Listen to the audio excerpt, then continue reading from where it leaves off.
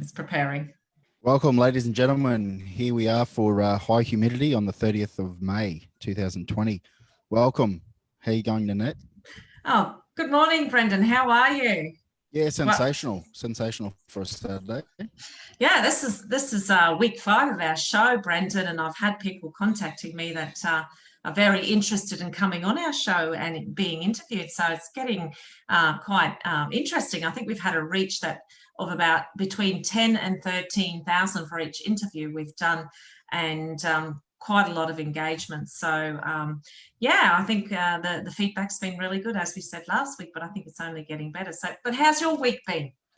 Look, the week for me has been quite interesting. Obviously, in terms of things around the world, obviously you've got the riots happening over in what is it, Massachusetts? Is it Minneapolis. Minneapolis? Yeah, Yeah, sorry. yeah, no, So that's that's tragic. obviously taken some headlines. You've got people still calling for North Queensland to be open up, and obviously the COVID thing's relaxing. You had the kickoff of the NRL again last night, Yeah, and Thursday go the night. So Cowboys, and the 36 Cowboys, 6 against the Gold Coast Titans. What yeah, a so the game. Cowboys got up. So there'll be some pretty happy people there around this morning. So North Queensland is obviously getting behind their team. But yeah, Yeah. obviously, yeah, the world's a Well, funny place. A week's a long time. You've got, a a week. fair bit of pressure on China still. Mm, I yeah, a think week's there's a a long few time, and other a bit of things. pressure on the World Health Organization too. I believe Trump on Friday has announced that On he's their time, yeah. terminating the relationship, Which is, or freezing funding up, to the tune of 450 million US a year. yeah, So there are some major reforms that the US is demanding, I guess, now. But that'll be interesting to see how that unfolds and the implications for that, won't it? yeah, and also you've got an executive order signed by Trump also in terms of um, social media, the social media reform that he's going to bring in. So that'll be interesting. I think Mm, you know mm, they're talking about this people getting censored on Facebook and Twitter and that. So that'll be mm. interesting to see Will what be. comes of that and what effects that'll have on Australia and people in regional Queensland. Yeah, for sure. And I mean, another little piece of news that are more of a local level and implications of COVID, of course, is that the Inghamshire Council has made a recommendation that their public show holiday be taken on Melbourne Cup Day. So what do you think about that idea, Brenton? That Um, Melbourne Cup actually becomes physically a public holiday? it probably it probably works because I do know. I think in Home Hill, someone might be able to confirm this, but in Home Hill, they used to do the public holiday on the Melbourne Cup Day, and so people could actually go to the what do you call it, the horse track there, Yeah, and yeah, it sort of worked because obviously a lot of people moved from Home Hill to Ayr, so people yeah. who worked in Home Hill and they have would have that day off, and people would go to the races, and it become a thing. So for somewhere like Ingham, I'm not definitely Mm. against it, especially in a year like this where everything's been turned on its head. So I don't think it'll be Mm. a silly Yeah, it idea. could be a nice little one-off to see how it goes. I'm not sure the same sort of support as in Townsville. I think some sort of survey was done, and it didn't indicate that there would be the same sort of support for that for Townsville's show holiday becoming going to the The second, Melbourne Cup. yeah, the November holiday, Melbourne Cup. So anyway, it's all interesting. So this is stuff that has made the news, but we have a special guest today, Mm. yet again, as we do every week. And part of our goals with this show is to invite our represented members who are in public life, who make decisions for us, to come on the show and to reveal a bit more through our questioning about who they are as people. So the person behind the politician, as well as some, we ask them some relevant issues, questions around issues that are in the community in the North at the moment. So viewers, anyone who is watching this now, you are quite welcome to post questions underneath this live stream, and we will present them to Jenny Hill, Townsville's Mayor, Councillor Jenny Hill, the Mayor of Townsville, who we have invited and who has wonderfully accepted our invitation. So I'll admit Jenny into the room now. I understand. I think it's budget time, so it should be pretty busy at the minute. Well, I reckon. Hello, Jenny. Good morning, and thank you again. Thank you so much for giving up your time, because as Brendan just said, it's budget time, and you probably run off your feet, but to give us this time to share with our listeners is just wonderful. So thank you from Brendan and I. Oh, I've got to have it unmuted her. There we go. There you go. Got you now.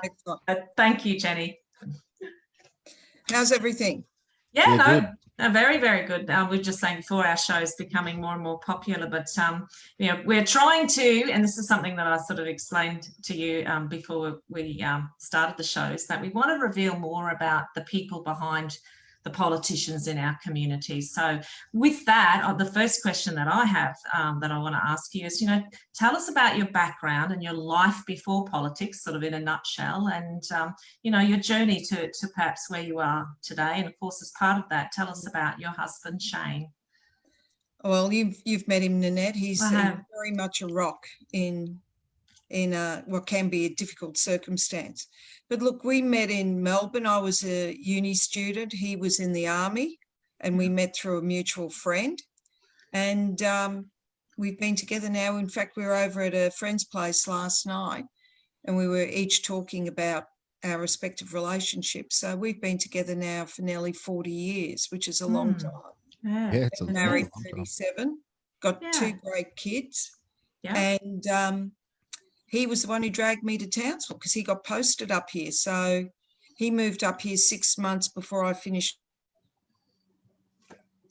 my last uni. And, I had originally looked at either joining the Victorian Police Force or working for Dow Chemicals. I'd had job interviews with both, and both looked promising. With the Victorian Police Force, it would have been forensic science, which was a new field then. Instead, I moved north to Queensland. I had a science degree with a double major in microbiology and biochemistry. Had a few interesting jobs with mining companies doing chemical work in their assay areas. Worked for James Cook University for 12 months.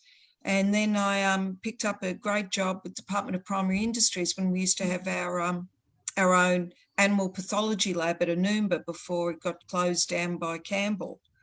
And spent 3.5 years working there, working on cattle, doing coccidiosis, BTB, enzootic bovine leukosis. So all the sort of things a lot of farmers out west know about for their industry. And then I picked up a job at the pathology lab at Townsville Hospital, which was then run by the federal government. And I stayed there for just over 21 years. So I tell you, And in between that time, politics, which was a hobby and had been a hobby since uni, slowly progressed into becoming the profession. And the profession of health is now become a hobby that I still follow.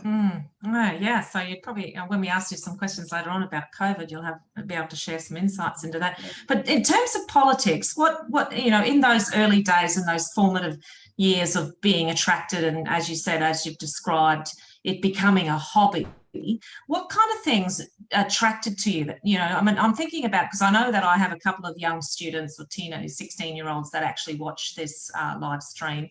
What drew you, what particular issues drew you to questioning, like, well, how is this done and who's shaping this? And then, of course, that takes you down the path to politics. So what were those initial issues? Can you recall?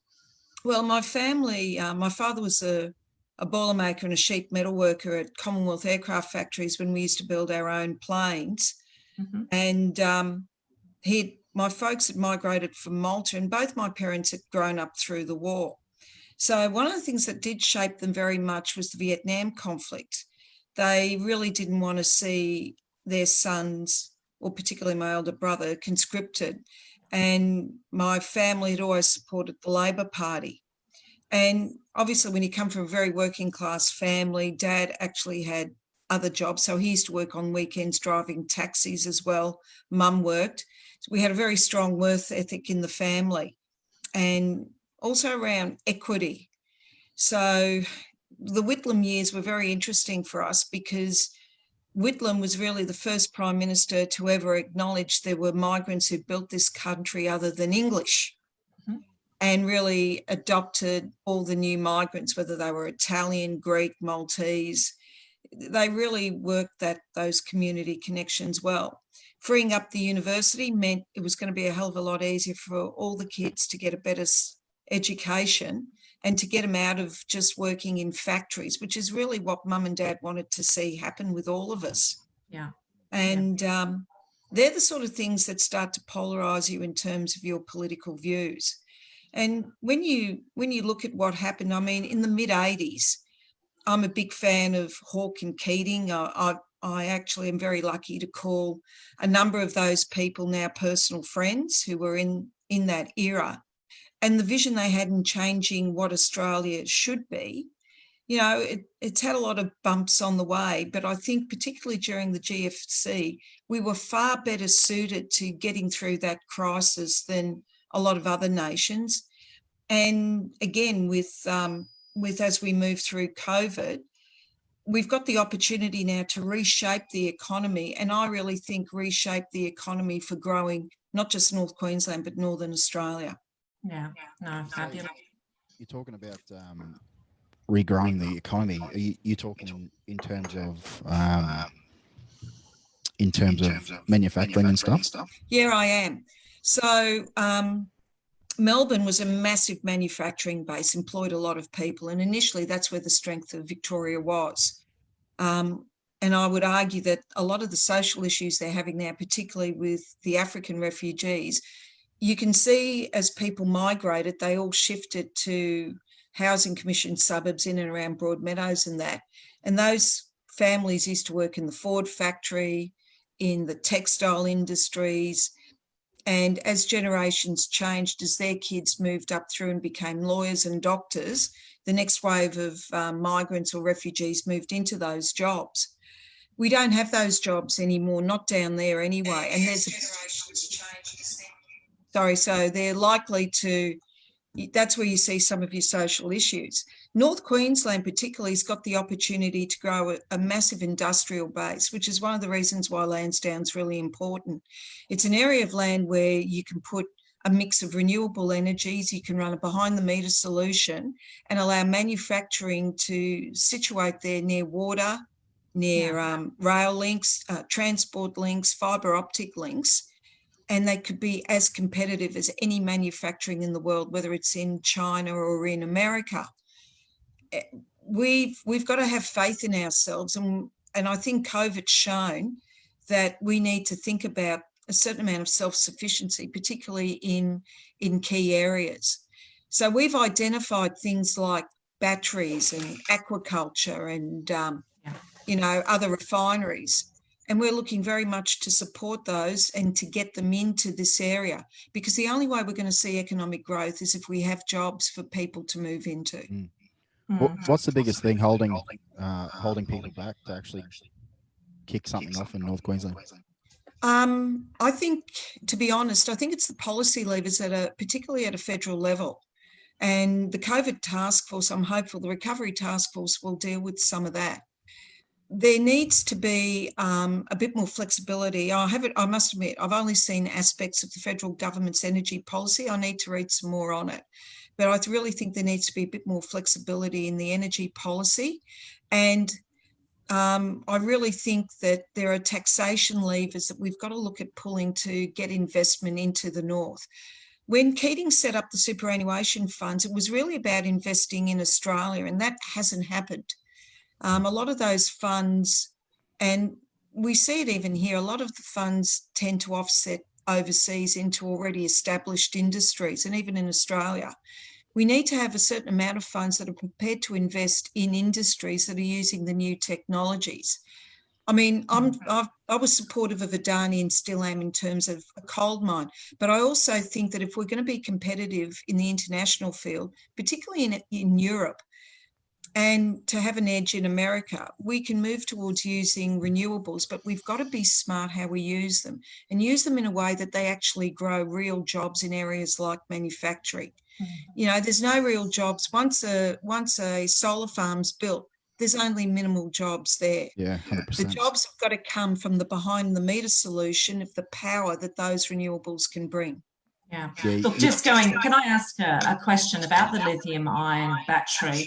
I think it's entering into phase 2 now, but I believe the battery plant will be an international and national leader in advanced manufacturing. So how far away are we from it? Hey, Nanette, just Yeah, go quickly, you got a fair bit of feedback there. It's just Okay, all right, I'll just see what I can do. Is that better? Oh, no, still there. that's strange. Okay. Can you hear me okay? Yeah, I can hear you fine, Jenny. Okay. But I'm just getting a lot of feedback. Yeah, I'm getting a bit of an echo from you too. All right. I'm still getting an echo. This didn't happen last week. Something new every week. That's all right. How's that? Oh, that's better. Yeah, no echo now. Okay. Brendan. All right. So yeah, we're in. We're looking at phase 2, but how far away from it? The consortium will, I think, will be making an announcement with the state government in the next month or so. So I can't say too much other than it's gone through all the hoops. Yeah. In terms of bankable feasibility, and an announcement will be made with an Australian bank behind it. So it's getting to the next stage. But one of the big things that will help, I think, the North, and particularly North Queensland region, is the regional plan, because we've actually set aside areas for industrial development, for aquaculture, and those sort of things, because if anyone's going to invest, they need some surety that they can invest in an area where there'll be minimal red tape. Wonderful. No, that's good news. I mean, just going back to the lithium-ion battery plant as well, I know that there is a small community of people that are that live out in the Woodstock area, but there's also a small community out there that are very pro it going ahead. I mean, one of the negatives is being spoken about is the environmental factors. And I know that I've had a conversation with you about this some time ago, but for the sake of our listeners, could you tell us a bit about the environmental studies around the plant and the actual entire site, which is earmarked for not only just the battery plant, but also the motorsport facility, the energy chemicals hub, and the solar farm. So, and Drive-It had to do this. Well, even though we leased the land at Lansdowne to Drive-It for their facility, they were required to provide studies around their impact, because they're the ones closest to the portion of the Ross River catchment that comes into there. Yeah. The bulk of the site actually doesn't fall into the Ross River Dam catchment. So we have done initial studies over the site, and anyone who goes into that area then has to do more in-depth studies. So Drive-It is on portion of land that belongs to council, and one of our neighbouring blocks has been bought by a company to build a massive feedlot for cattle, predominantly for export. So they've done a significant number of studies, and their application went through in April. So I would encourage people to have a look at the studies they did. So they did it on remnant vegetation, black-throated finch. They also looked at their groundwater and did a number of studies on the groundwater. And sadly, they found that the groundwater was contaminated with E. coli. So part of our requirements now for the land that is owned by council is that if we do any works, we're currently doing, for example, baseline studies into groundwater, which we will do, but we've also offered free groundwater testing for all our neighbours. So we have baseline studies for them as well, so they understand what's currently in the groundwater that they're using. Now, some of the neighbouring properties have taken this up gladly from council, but others haven't. Now, we're trying to do the right thing to ensure that with the baseline, we can ensure that there'll be monitoring and no contamination from any construction on the site. You know, knowing what's in your groundwater or your bore water, whatever you want to call it, is probably quite important. Mm-hmm. And to know that if there is an issue with it now, you're better off knowing now and dealing with it, and not trying to blame a company that might go out on site, do everything properly, and then try and make allegations that they contaminated the water system when they may well not have. And the problem is what's occurring now. Talking about water, I've just had one of our listeners message a post, and this comes from Frank Marriott. He says, can you ask Jenny, is she proud of her efforts during the flooding of Townsville? I thought we handled the response really well. I think we've always, as a council, since I've been mayor, we've always taken disaster management seriously. When we were going through Cyclone Debbie, we were working out of a building that was only rated to Category 2 in cyclone. Yeah. So we undertook to build a facility that we could operate from in all types of weather events. So we built the North Queensland Townsville Disaster Management Centre. So I'm very glad that we've got that it's got all the latest electronics. We can connect our data, and we have sensors all over the city, all on dry creek beds and things like that. We were able to use all that technology, and we tried to keep the community as safe as possible. We've taken a lot of learnings out of what happened, and hopefully, and I don't want to wish another disaster on us anytime soon, but I think we can do even better than what we did. And I've got to say, I was so proud of not just the SES, the Queensland Fireys, the AMBOs, but even our own council staff that went in with the dump trucks and the graders to get people in and out of areas where they were flood isolated. So it was a mighty effort. We had 2 attempted suicides in the middle of the floods, which police and fireys were able to get to those people before they died, or they would have drowned. So as I said, you know, it could have been a lot worse in terms of human life. Yeah, no, I mean, we went through that. I mean, we obviously still haven't fully recovered as a community from the floods, but, you know, now we've got COVID, you know, and the implications of COVID on our doorstep. Let's just talk a little bit about COVID and the state response, the national response, the state response. You know, obviously there's been a lot of community, professional community, medical community, and some of our political leaders saying we need to create, you know, this tourism bubble more recently. We need to create this bubble where we can move our people within our boundaries a little more than, say, the southeast corner allows at present. What do you think about, you know, this proposal of a tourism bubble to help stimulate the economy a little and help with moving forward? So I'm party to, as every mayor in Queensland is, to a regular catch up with the Premier by telephone. Yeah. I think tomorrow we'll see a significant relaxation around the north. Yeah. I believe that I'm hopeful that we'll see also a significant relaxation on numbers, particularly to assist restaurants and some of the tourist facilities. Let's hope. They're talking 100 people or something? Well, and you've got to understand that this whole overlay of everything we're doing, there's actually a national pandemic plan. It was released in August of last year, and we actually used that during the season to update council's pandemic plan. So everyone had their plans in place, and to be honest, none of us thought we'd be enacting them with COVID, but they're there, and everyone's following due process. So I'm hopeful that with the testing, and we're very lucky in Queensland. I know because of my background and working in the hospital pathology lab, I was fortunate enough to catch up with Fleur, who runs the virology lab, and her team are doing all the COVID testing in Townsville. So if you go through the public system, the odds are your specimen will get sent there. And they prior to January, we didn't have a COVID-19 test.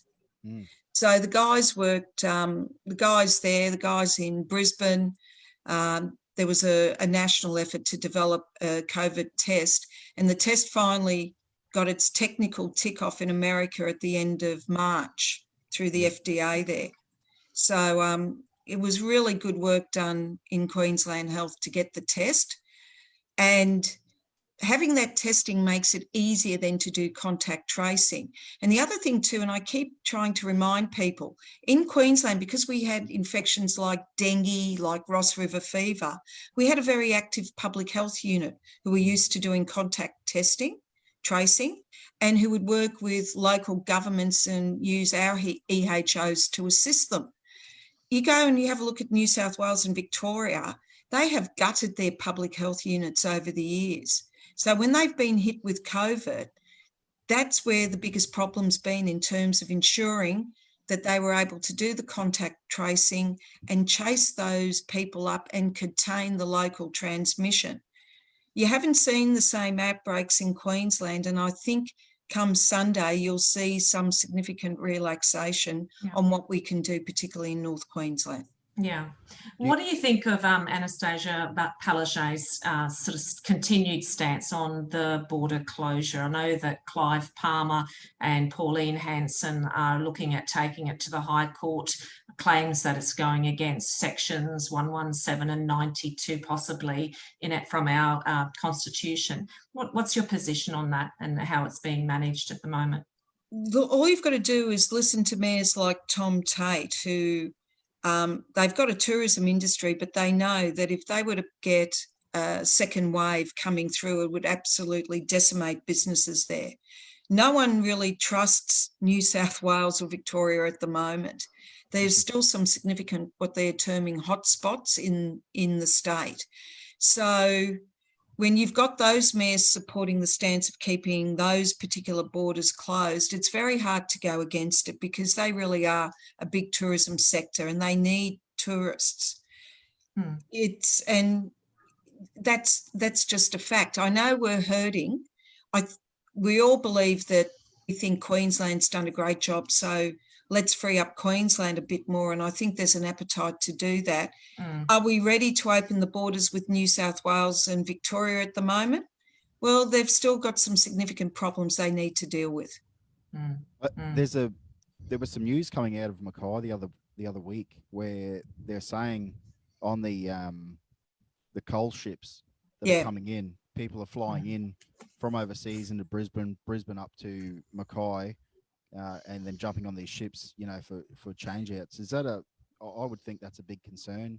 It is, and that was dealt with. So again, we have meetings with the QRC, and to his credit, Greg Williamson, the Mayor of Mackay, raised that, and there's now a protocol in place to deal with that. So you're right, there was a big issue, and that got dealt with. Because the last thing we want to do is see the spread of COVID into areas like Mackay and Townsville, where we haven't had community transmission. That's exactly right. So the big thing's been in all this, there's been a lot of communication in the background with all the key players to try and ensure that if we see that there's a fault in the system, that we deal with it. And that's the strength of Queensland, is while we're such a diverse state, we also have quite good communications, whether it's with the resource sector, whether it's been with the state government or locally amongst ourselves through our district disaster management groups. We're trying to keep the communication up so that if people see a problem, we can deal with it as quickly as possible. Well, speaking about communications, I just want to spin off that a little bit. And you've had, a little bit to do with Anastasia Palaszczuk, and there's much conjecture in the media in terms of the type of leader she is and whether she's doing a good job or whether she's not, depending on which side of politics is talking. How would you describe her leadership style? And, have you been pleased with the way that she's been leading the state out of this, managing this situation? She's a consensus style leader. She tries to bring everyone together and get a common common view up and supporting it. The issue for everyone in terms of COVID is at a political level where we have access to information that obviously it's very difficult for us to share with the community. Mhm. It's while we mightn't agree with what's going on in certain aspects in North Queensland, it suits the situation when you're in the bigger cities, particularly with the density of people in places like Brisbane and Moreton and Logan and even the Gold Coast. So it's always going to be a balancing act about what you can and can't do. There's a reluctance to have north and south conditions, but I think now there's enough evidence to show that having the outback relaxation, but that's worked well. And I think there's an appetite to now spin that off, because it has worked, to spin that off into the rest of northern Queensland. Yeah, no, good point. All right. Well, look, I'd like to talk a little bit more about your team, and how, you lead them and what's going on with them. I think, you've got newly appointed Mark Molokino as the Deputy Mayor. You've got Anne-Marie Greeny as Acting Mayor. Tell us a bit about, how you work with them and what it's like working with all of them and, both the people I've just mentioned, their strengths.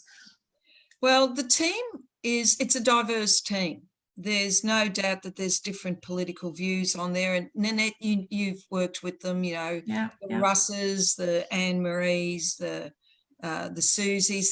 I mean, that group alone, and Margie Ryder, you'd notionally say they're independent thinkers. Okay. The thing that binds us really all together is we really want to put Townsville first. We really want to grow the north and grow the region. And in between that, we've also got to ensure that Townsville is looked after, that we can still provide services and work together like that. So going through the budget process is really good because everyone is really on the same page. So we've got to think about what we want as a group for the community, and try and manage that with what everyone wants for their division. So working with all of them, including Sue Blom, who I worked with previously, it's quite an interesting mix. Mark is obviously an Ingham boy. His dad spent a lot of time on the Hinchinbrook Council. So, he knows what local government's all about. Anne-Marie, she's an old Townsville family. Her dad used to run taxis here. She went away for a while, worked in Sydney, and was one of the ones who came back, married a local and raised her family here. So, they've all got ties to the city, and yet they've all got different experiences. Mark's experience in the Air Force, he spent 18 years. He served in Iraq. He served in Timor. And then I've got Kurt Rabine, who started off in the Burdekin as an apprentice cabinet maker, wound up in the RAF and wound up as a fiery. You look at Les Walker, Les is diehard Labor through and through. You've got to love him for that. And his experiences as a prison guard, working at Cleveland Youth Detention Centre, he's run his own small businesses. You've got a great mix of people in there with a vast range of experience, and they really bring some great ideas to the table. You certainly do have a good team. I can vouch for that. Look, as Mayor of the city, it's part of your job to be able to work with all types of people from different levels of government, all other politicians. Let's just talk a bit about that. I'd love for you to share with our listeners, the people that you work with, what it's like working with some of them from state and federal level, and who are the good ones, who are the good pollies that we have in our community? Look, locally I've got to work with I call it the Fab Five. So I've got Dale Last from the LNP, I've got Nick DeMeadow, and then I've got Scott and Coralie. So we try to keep I'd say to them all, my office door is open anytime you want to know anything. So, you know, I give regular briefings now to Nick. I try to get the 3 other Labor guys together. I've said to Dale, if he needs anything, he knows he can give me a call. The other week I spent, I think, about 3/4 of an hour on the phone to Anne Leahy, who's the shadow minister for the LNP in local government. And most mayors have got the phone numbers of just about every minister and shadow minister in Queensland. So you've just got to work with everyone. The idea is to get the best outcome for your community. At a federal level, Susan McDonald as the senator, has a great overview of northern Queensland. And I must admit, I enjoy talking to her. She's quite adept in understanding all the different things that are needed. I've got Warren Inch I speak to in the past, had the odd red wine with Warren. He's always good company. You know, Nita Green, the new senator up there for the Labor Party, George and Philip here, and of course Bob. And, you know, love Bob to death. But sometimes you just got to say, mate, I've heard the story before, I've got work to do. Yeah. But you can't deny his passion for North Queensland. No, definitely and has things that, like doesn't he? copper string. I mean, he's been pushing this. I remember when in 2011, Wayne Swan, who was the treasurer at the time, they were all prepared to fund it, and Glencore pulled the plug on it. So hopefully that won't happen again. No, I see great benefit in copper string getting off the ground. Totally, absolutely. Look, there's a question we've got from one of our viewers. This is from Marco Parigi, Townsville fellow, and this is for you, Jenny. Is the Burdekin hydro going ahead or not? He said, you may or may not know the answer. I previously heard state and federal announcements and promises, but it appears on hold again. He says, can you ask Jenny if she's in favour of stage 2 and her assessment of how far away it might be? I am in favour of stage 2 of the Burdekin, as long as Sunwater don't charge us a fortune for the water for Townsville, obviously. Yeah. That's how the business cases work. Look, I think if we can get more industry up here, it would increase the business case for raising the Burdekin Dam and putting a hydro there. We're very keen at this moment for the Kidston project, Gen X, to get up, because we think as we develop the industrial capacity in the north, there'll be a greater need for energy, and it's a great project. It feeds into copper string. It's a good renewable project, and it's also cost effective if we can do a behind the meter solution. So for any of these projects to work, we've got to move industry north.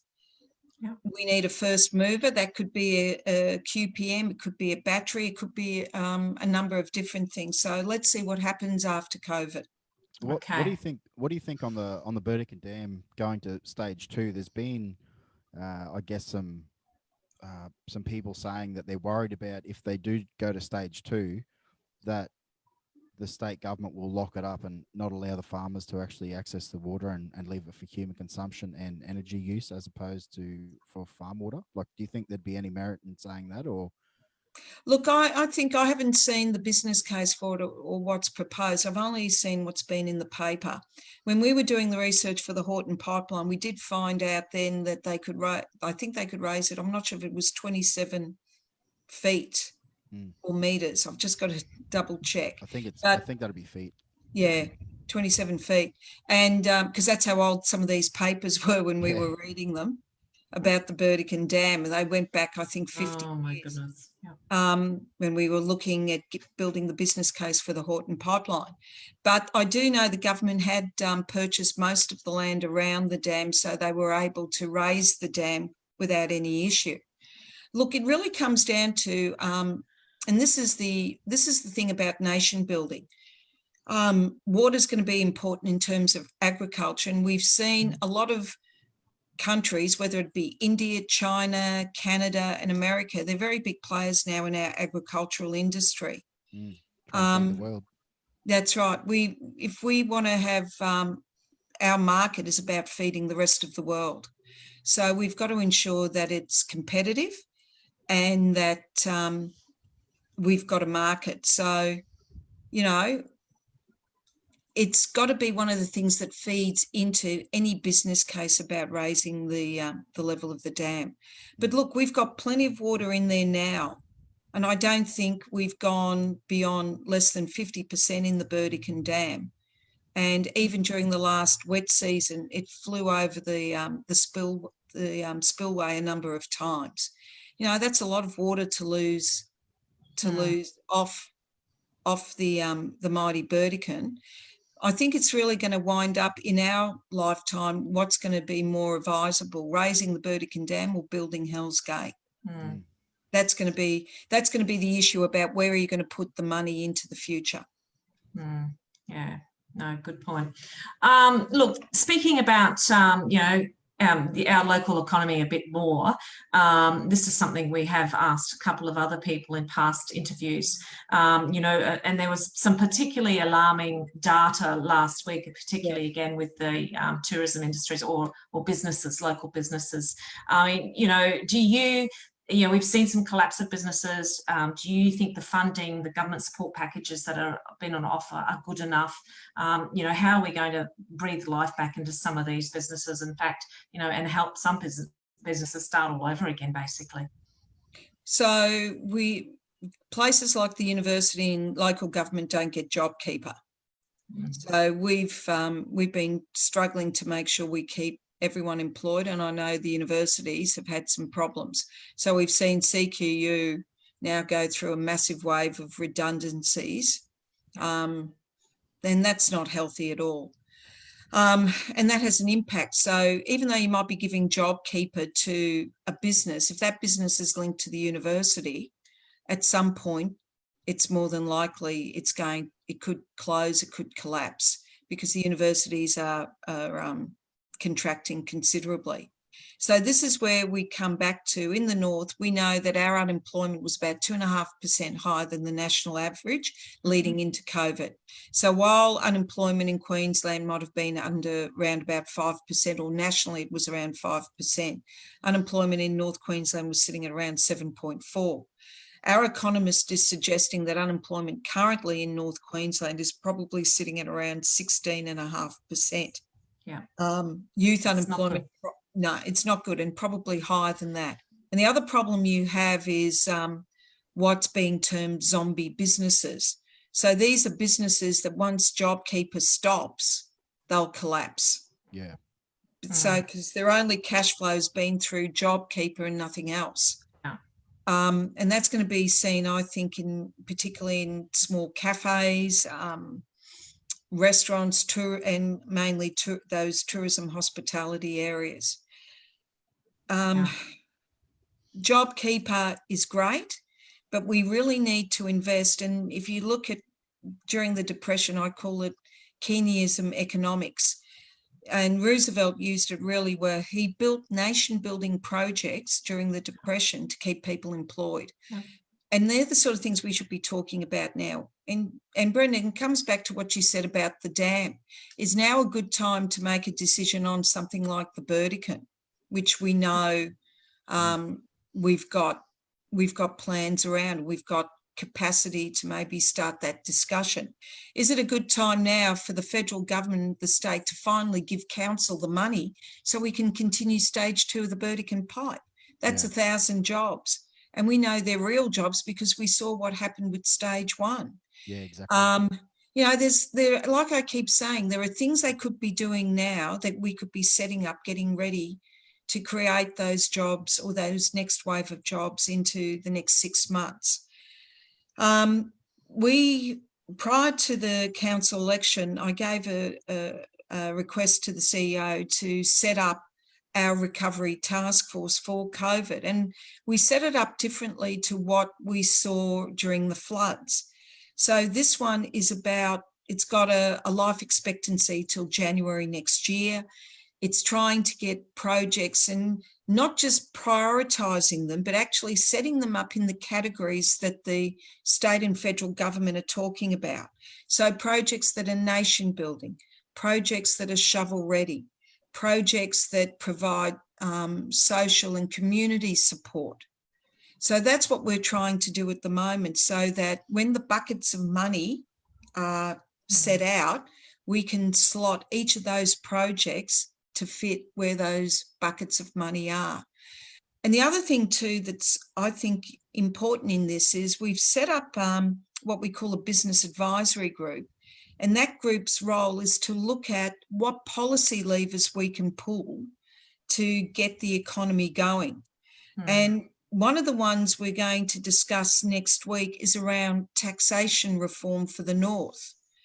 And maybe, just maybe, changing the way businesses can capitalise their infrastructure costs and seeing if they can change that for the northern region. And we think that would help many of the mining companies here, including Glencore out at Mount Isa. So they're the sort of things we're trying to do as part of the recovery, because COVID isn't like a cyclone. It's not hitting just a region of the country and then disappearing. So you've got a very short response and a long-term recovery. It's hit all of Australia. It's still affecting us 3 months on. So the way the response and the recovery are melting into one. Yeah. Well, yeah, like you said, I would, if I was involved with that, I'd be doing the Urana Dam, Hell's Gate, Burdekin. You'd be doing the train line into the Galilee Basin there. Well, the train line in Galilee is going at the moment. That project is going great guns, and I'm hopeful to get next couple of weeks, we're going to be getting a briefing on how that's going. But, the thing is, though, a lot of foreign capital underpins a lot of growth in especially in Northern Australia. The super funds out of Canada and America, investment. And we have to admit there's significant investment from China in the north. There's a couple of major mines. They're run by Australians, but they're bankrolled by China as well. What was the number you seen last week? What was the unemployment number? No, it was the amount of money that China invested into Australia. I can get those sort of figures, but we've got the gold mine at Charters Towers. You've got some of the copper and zinc mines out west. They are run by Australian management. They're all Australian run and miners, but they're Chinese companies with a number of board members from China. We've got superannuation funds, particularly out of Canada, investing heavily in Northern Australia. Toll is now owned by the Japanese Postal Office Retirement Fund.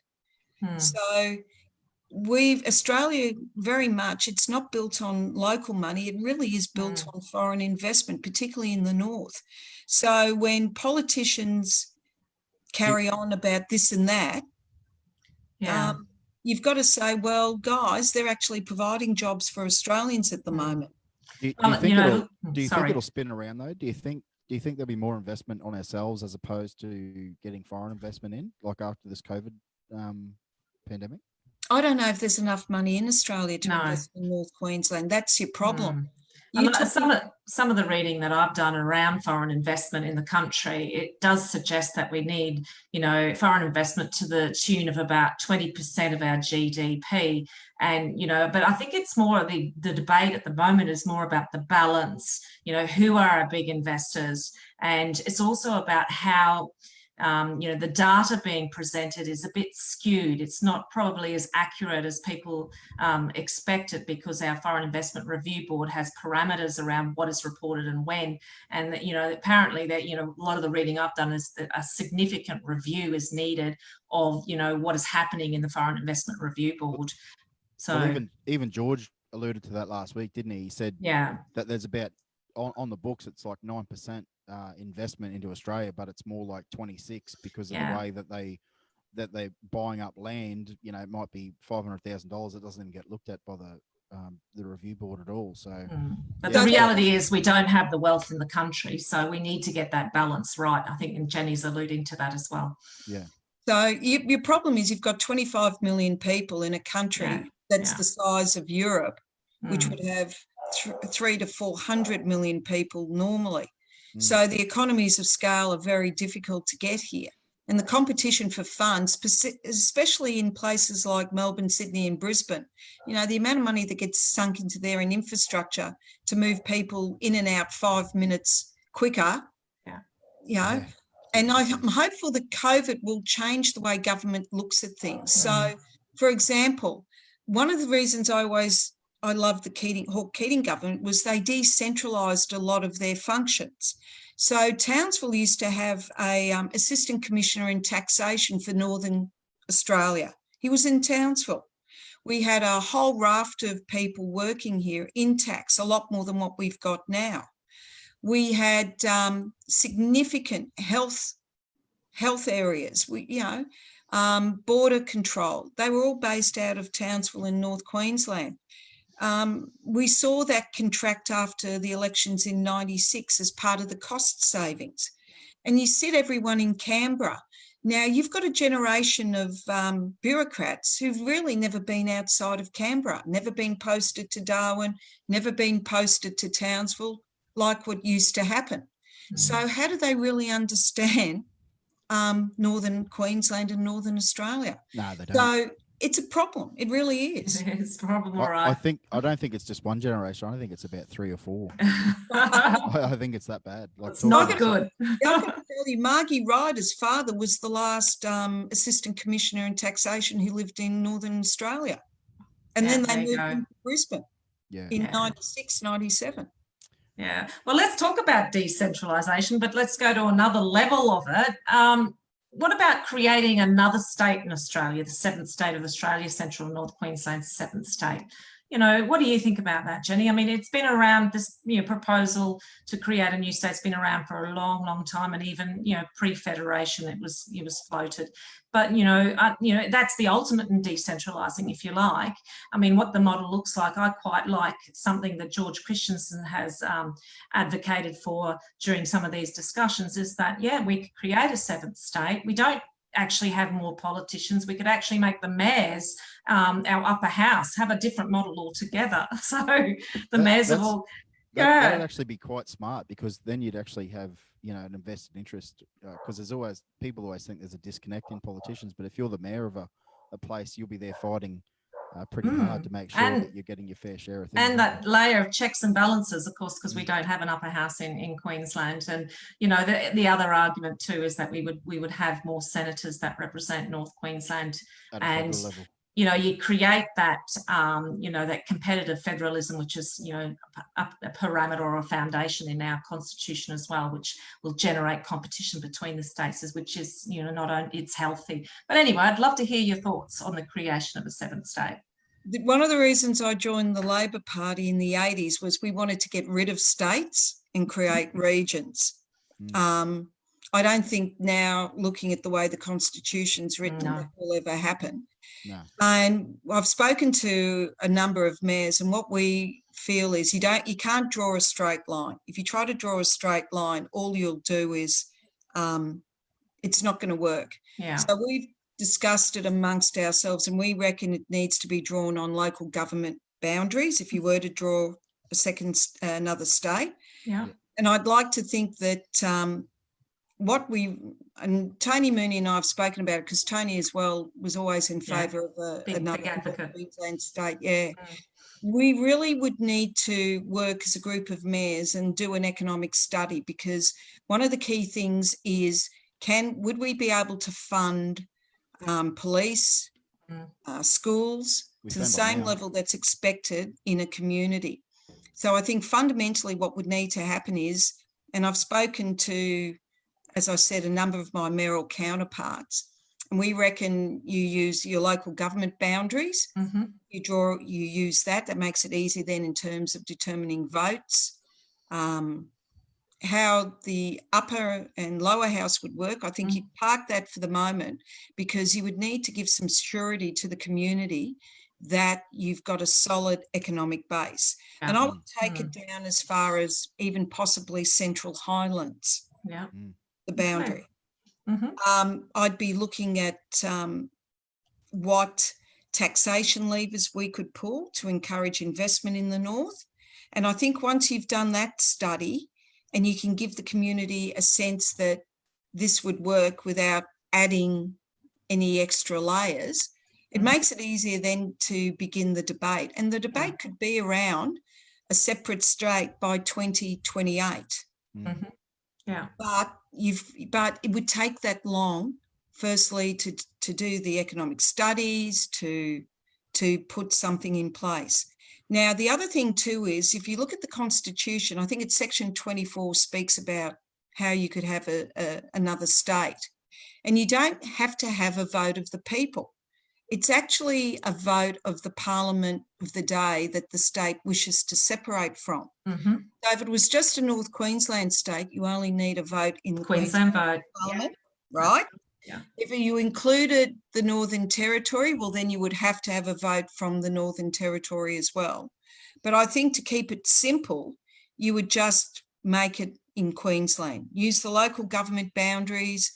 That would give you access then to a lot of your resource sector, which could underpin the growth of the state for the first 20 years.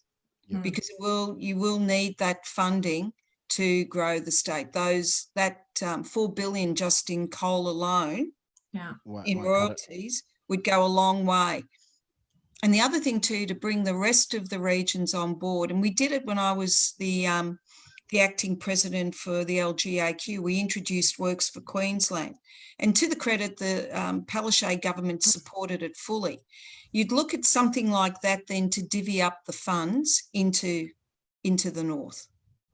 And that way then it would be based on equity, it'd be based on unemployment, the need to renew assets, and you'd set aside a fund to literally grow the north, whether it be through airports, infrastructure, road infrastructure, rail infrastructure, and work with the feds to change migration policy, because you're going to need people as well. Yeah, you're going to need people for sure. Yeah. Well, some of the interesting things that you're talking about, like in terms of can we afford it, I think the numbers are 75% of the wealth that's created in North Queensland now gets spent down in the southeast corner. So in terms of can we afford it, I think we can. It's not a case of just me that I think we can. I think the fact that we already generate that much money and it's already being spent somewhere else.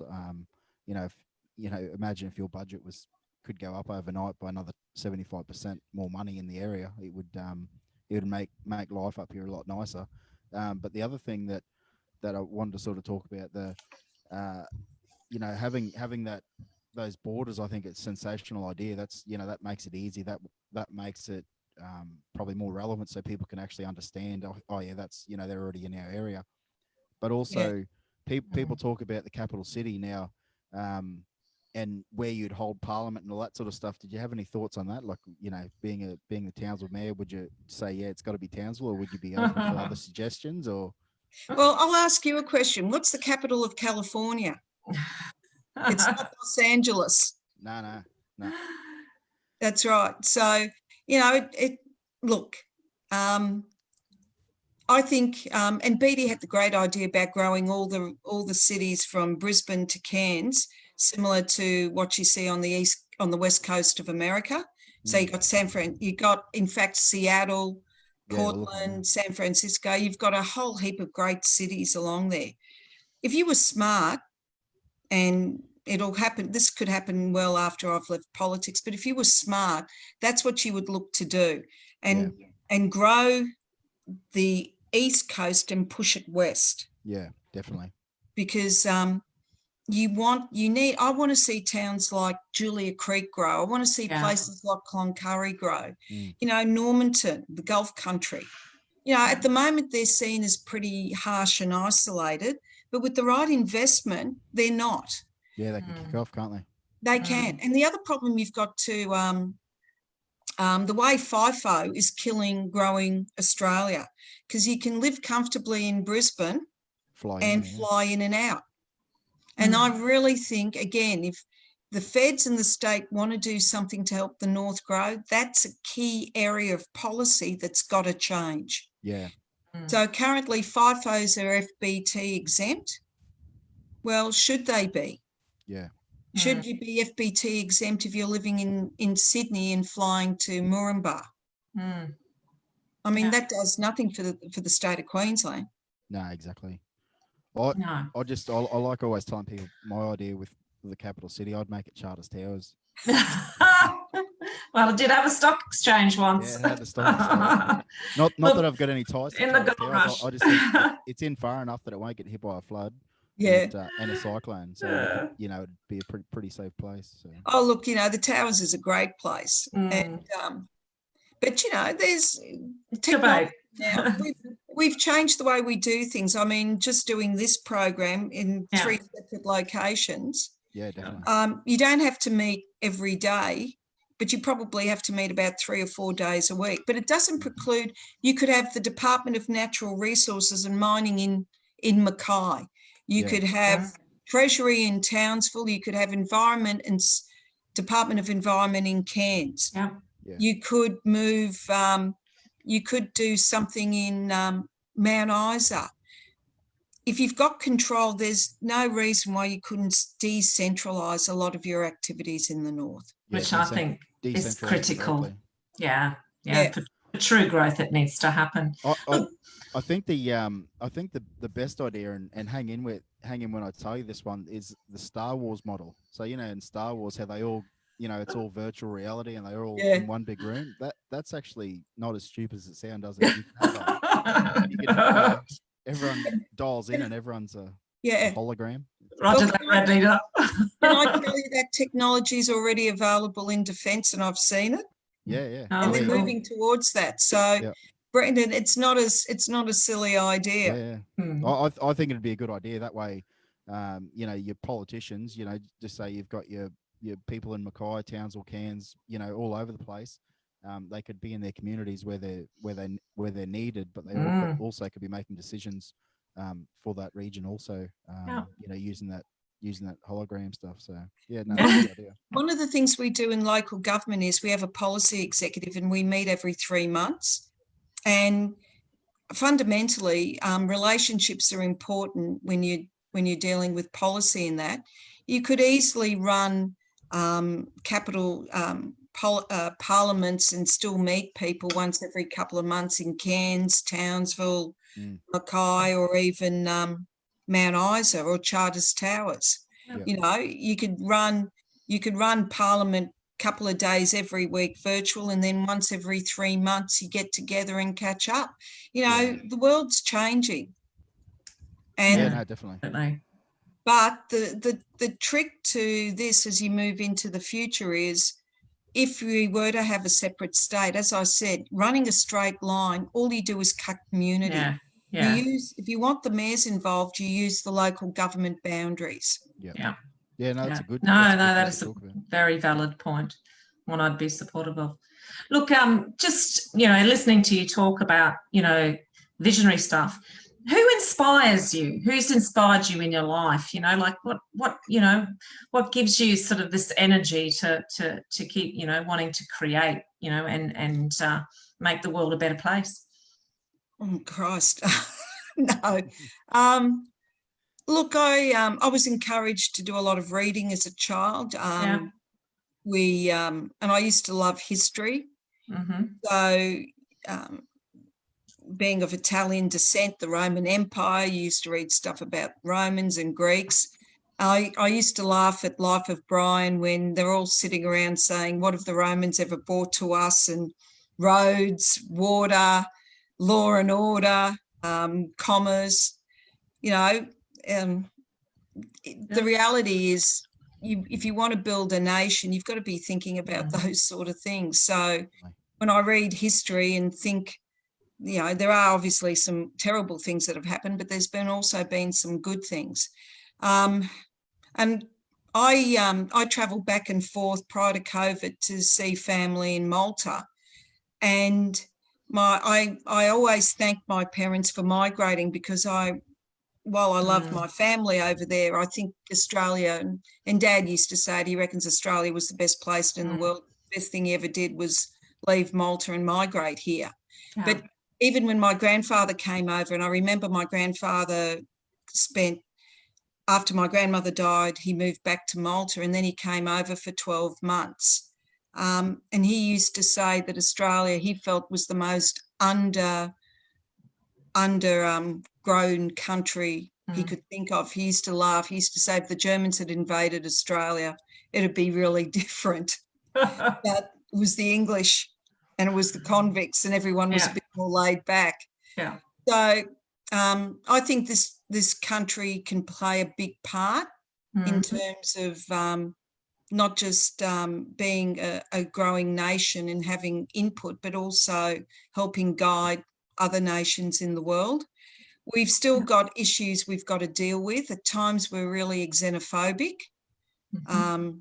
And the reality is Australia's been built on the back of Chinese migration during the gold rush. We've seen waves of refugees come in, and vast majority of them have been integrated.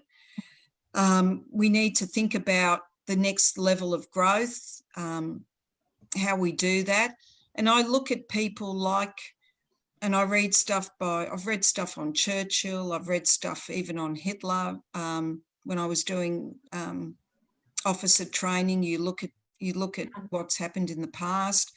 Roosevelt, what he did to grow America, particularly out of the Depression. And you look at today's mavericks, whether it's the Elon Musks, the Bill Gates,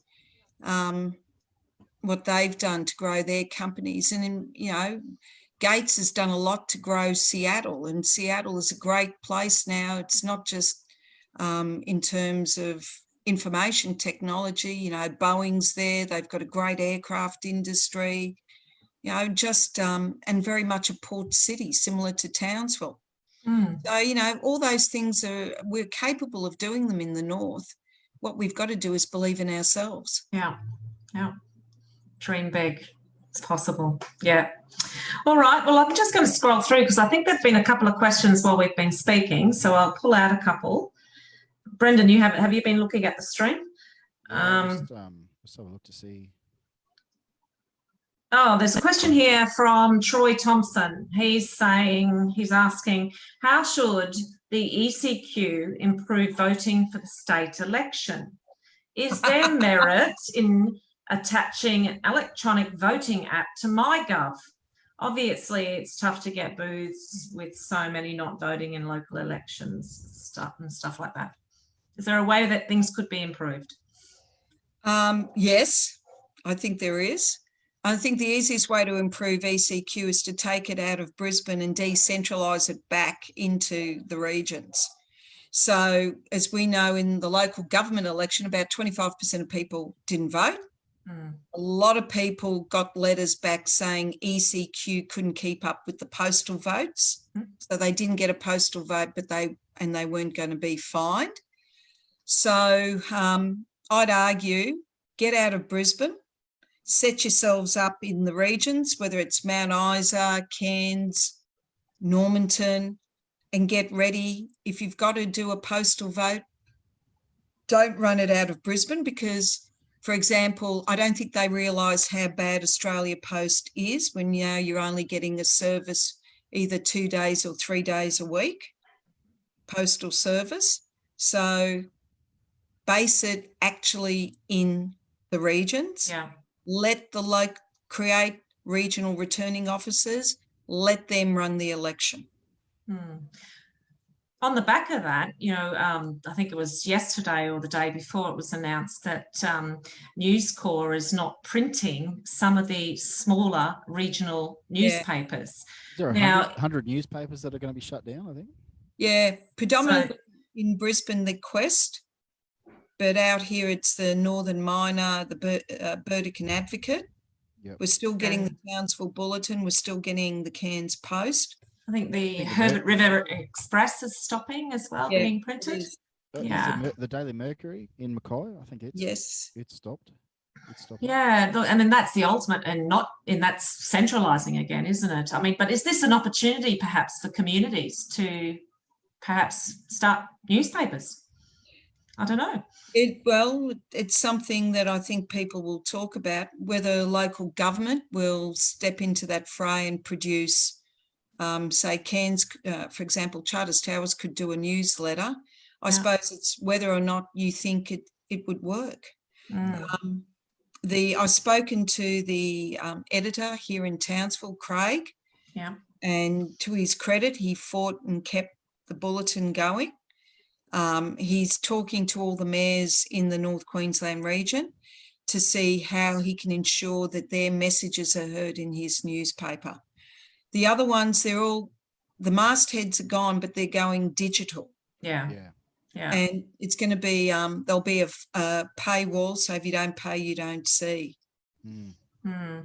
Yeah, and I did read also that papers like the Courier Mail are going to have bigger regional elements in them as well. So they'll be liaising with their journalists regionally to produce more in those bigger editions.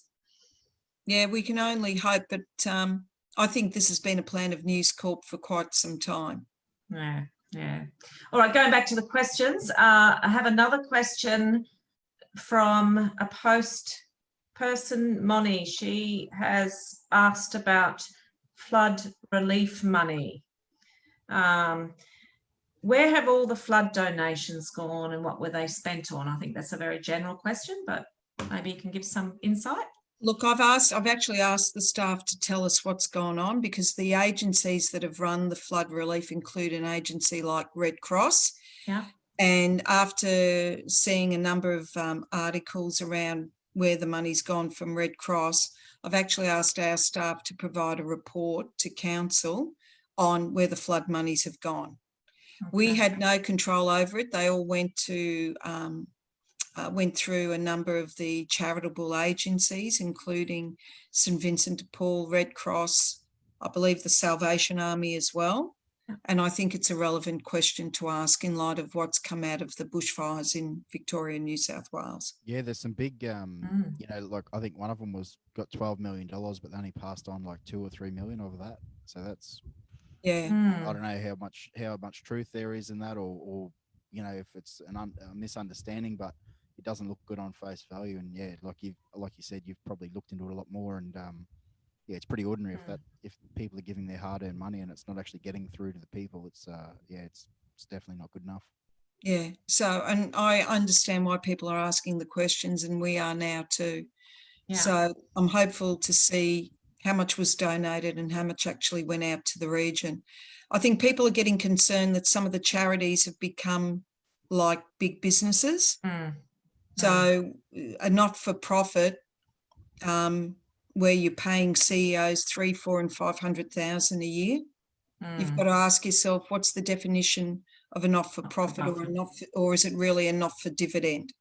Yeah, no, good point. So there should be, will council produce some sort of report on this? Yeah, I've asked, and hopefully I'll get it in the June meeting. Fabulous.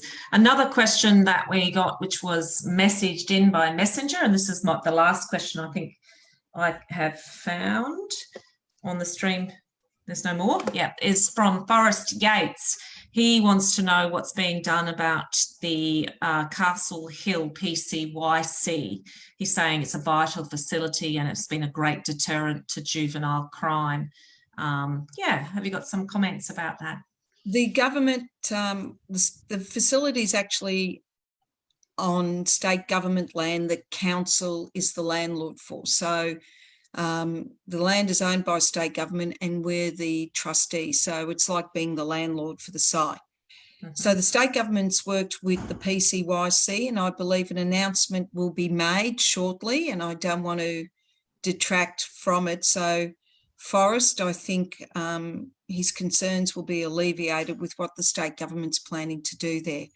We do know that there's a number of buildings that were damaged in the flood. There's a couple of buildings there that don't quite meet building compliance that need to be dealt with.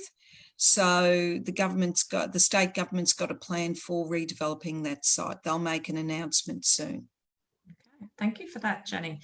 All right, Brendan, do you have any more questions? I've just got one. Yeah. It's more of a statement. Can you make up with Clive Palmer? there's some jobs.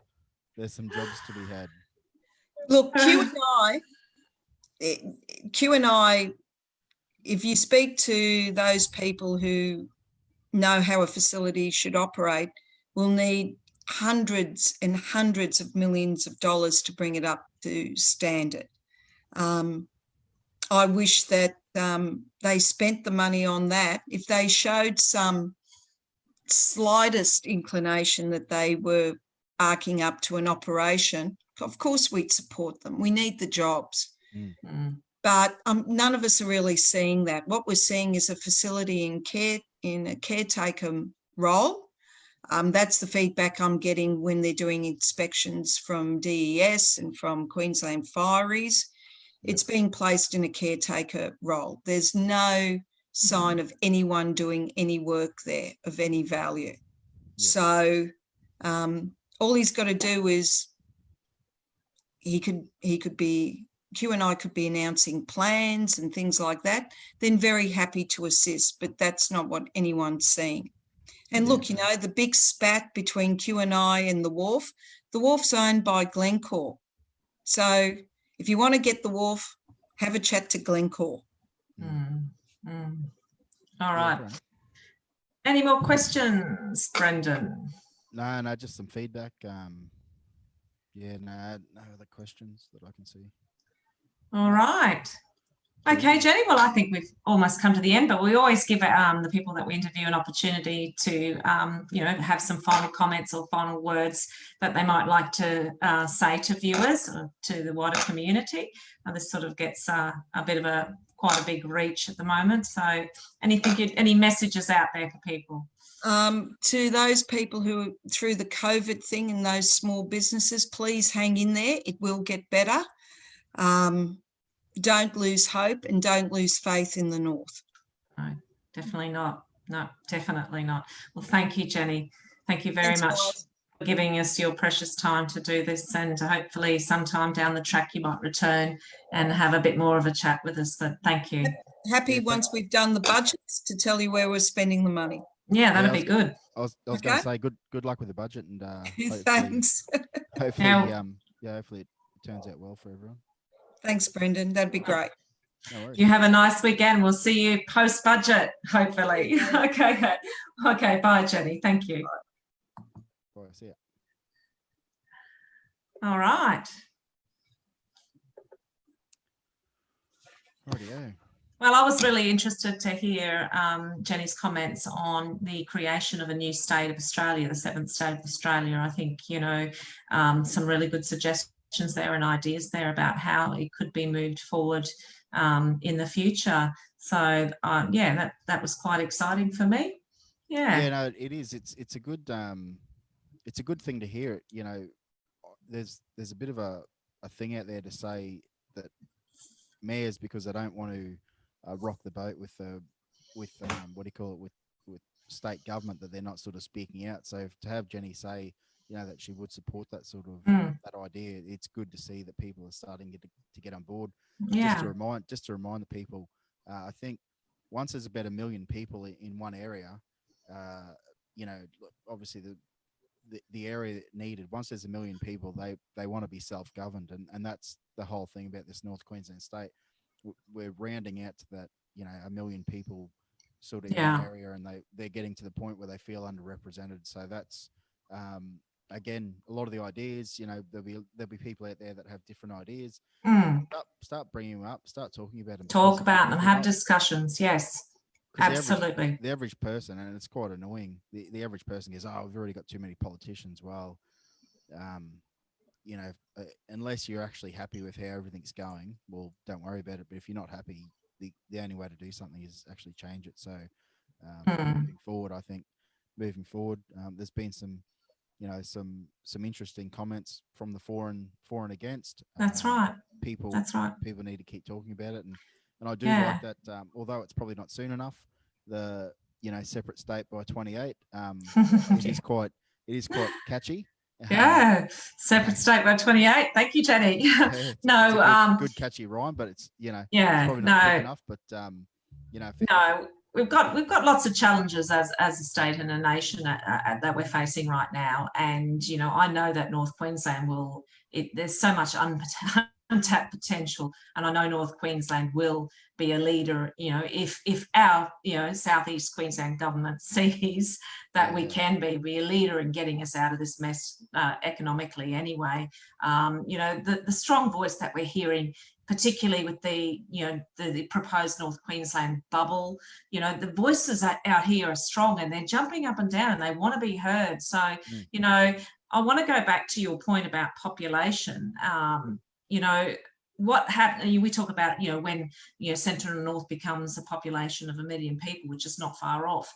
But the reality is too, the southeast corner will grow in population, and you and I both know that with and its growth will be faster.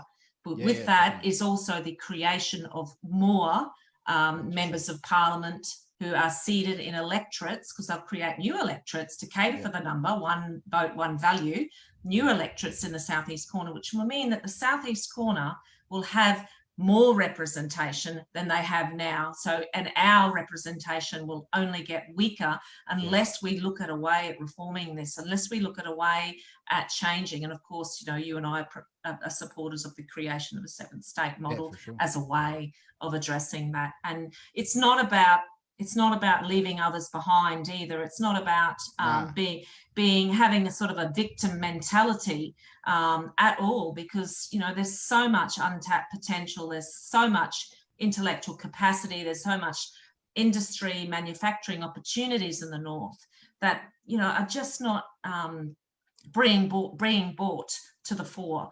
And I think if we have our own, we have a state that focuses predominantly on that, we're going to be good for the entire nation. It's going to be good for the entire nation. Yeah, whether you live in Melbourne or whether you live in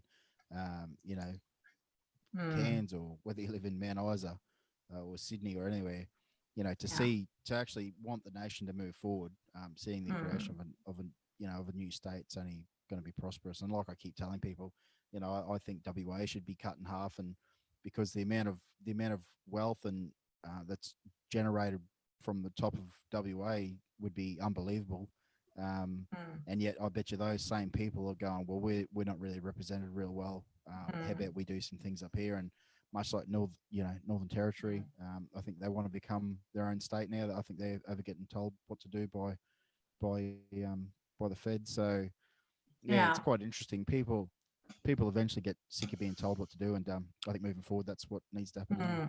And what's happening in the north at the moment with the big push to have different sets of restrictions, because in terms of managing COVID, because of the nature of life in the north, it's just a classic example of you could use that as a metaphor for a lot of arenas when it comes to understanding that life is different, things are different, people are, the way that we operate is different in central North Queensland to the southeast corner. I need to remind people, there are 93 seats in our state parliament, and 73 seats are held by members of parliament, regardless of political parties they're with, members of parliament who live within a 250-kilometre radius of the Brisbane CBD. And those members of parliament are doing their job. They're representing their people. So they've got to advocate strongly for their electorates. We only have in central North Queensland 17. That's a lot of land. There's a lot of mass, and a lot of diverse opportunities and people across, those 17 electorates in central North Queensland. And, 17 versus 73. And the remaining, of course, are further down. But we've got to be reminded of that. And that number is only going to increase in the southeast corner with population growth. Yeah. Definitely. But I also take on board Jenny's point today about a thorough and very healthy economic study in terms of, I know that there have been some economic studies done in terms of the viability for the creation of a new state in the state of North Queensland. But, a really healthy, in-depth economic study is something that I would also advocate for. And, Jenny mentioned that today too. Yeah, for sure. Yeah. Oh. All right. So, Brendan, that's it for our week 5 of our show. And yeah, thank you very much. It's been Yeah, no, great. thanks. Yet again. Enjoy the rest of your weekend, and all those people listening. Make sure you stay safe and keep enjoying the winter that we're having. Last week was very cold here, but this week it's a bit nicer and a bit more pleasant weather. Yeah, it's absolutely beautiful. Yesterday afternoon, I went for a bit of a bushwalk out the back of where I live in Alice River, around the base of Mount Margaret. Oh my goodness, it's just absolutely beautiful place. And it's so I'm reminded of what a wonderful part of the world that I live in and that we live in, and it's quite interesting. Mount Margaret, I believe, and I only really discovered this week, a little bit of a walking track is being created up the mount by developers in the area, and it's sort of a very quiet little walking track, and probably one day will be as popular as Castle Hill. Castle Hill, by the way, is a little bit higher above sea level than Mount Margaret, but I'm just reminded of how beautiful the area is. So I'm going to wander out again, I think, tomorrow. All right, Brendan. Yeah, and enjoy the rest of the weekend. Yeah, absolutely. And everybody who's watching, have a great weekend. And until next week, take care. Bye-bye. No worries. Thanks for joining us.